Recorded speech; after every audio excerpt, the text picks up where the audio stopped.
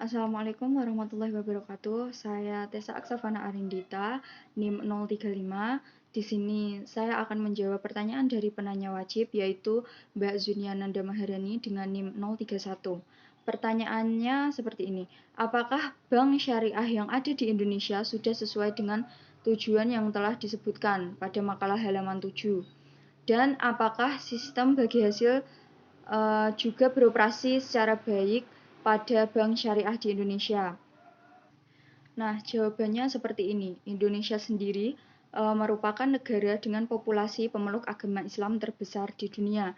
Sudah sepatutnya masyarakat memiliki keinginan menjalani beragam kegiatannya dengan nilai-nilai yang ada dan sesuai di agama yang mereka yakini, yaitu sesuai dengan prinsip syariah, termasuk dalam memilih lembaga keuangan syariah. Apakah bank syariah yang ada di Indonesia sudah sesuai dengan tujuan yang disebutkan tadi? Mungkin saya rasa belum, karena tidak mudah untuk menerapkan tujuan-tujuan tersebut di negara yang mayoritas penduduknya muslim ini. Banyak sekali kendala-kendala, salah satunya mindset masyarakat sendiri yang masih memandang sinis pada bank syariah. Beberapa beranggapan bahwa bank syariah masih di bawah bayang-bayang konvensional karena masyarakatnya menganggap bagi hasil syariah itu sama saja dengan bunga syariah. Ada pula yang beranggapan bahwa pembiayaan di bank syariah lebih mahal dan juga lebih lama prosedurnya. Apalagi didukung praktisi-praktisi perbankan yang duduk di bank syariah itu mayoritas bukanlah lulusan dari ekonomi Islam. Dengan demikian, sulit untuk menciptakan peningkatan lembaga keuangan syariah di Indonesia itu sendiri. Kemudian lalu apakah sistem bagi hasil sudah beroperasi dengan baik di negara ini?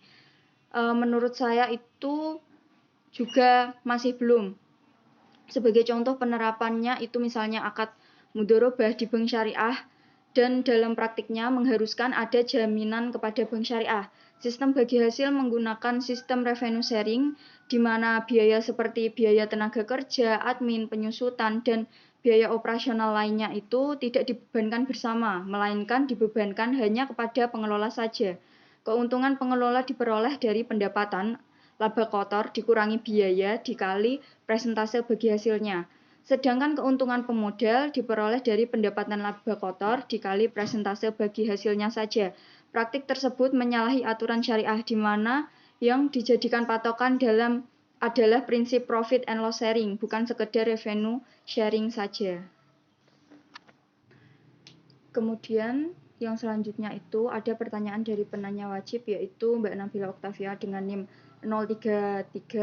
Di sini pertanyaannya adalah perbankan syariah bertujuan untuk menjamin kepastian hukum bagi stakeholder dan memberikan keyakinan kepada masyarakat luas dalam menggunakan produk dan jasa bank syariah tersebut.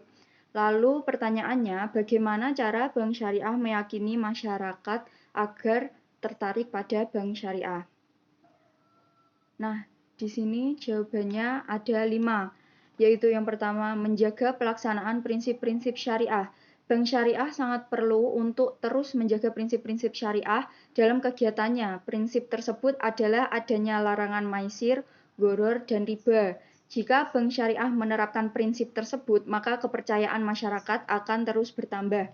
Kemudian yang kedua ada meningkatkan pelayanan kepada nasabah. Harapan nasabah adalah mendapatkan pelayanan yang ramah, cermat, dan cepat. Maka dari itu, pelayanan nasabah harus terus ditingkatkan. Kemudian yang ketiga ada mengoptimalkan pemasaran pada masyarakat. Nah, bank syariah perlu membuat dan melaksanakan strategi pemasaran yang tepat sasaran, baik berupa pemasaran langsung atau tidak langsung. Selain meningkatkan jumlah nasabah, hal ini juga bertujuan untuk mengedukasi masyarakat tentang prinsip ekonomi syariah. Kemudian yang keempat, memberikan reward bagi nasabah yang setia. Reward ini diberikan sebagai bentuk apresiasi terhadap kepercayaan nasabah. Kemudian yang terakhir ada menjalankan fungsi sosial dengan cara menerima dana yang berasal dari zakat, infak, sedekah, hibah, ataupun dana-dana yang lainnya yang kemudian disalurkan kepada organisasi pengelola zakat untuk diberikan kepada yang berhak menerimanya. Terima kasih. Demikian pertanyaan-pertanyaan serta jawaban-jawaban yang saya berikan. Apabila saya salah dalam tutur kata, saya mohon maaf. Dan wassalamualaikum warahmatullahi wabarakatuh.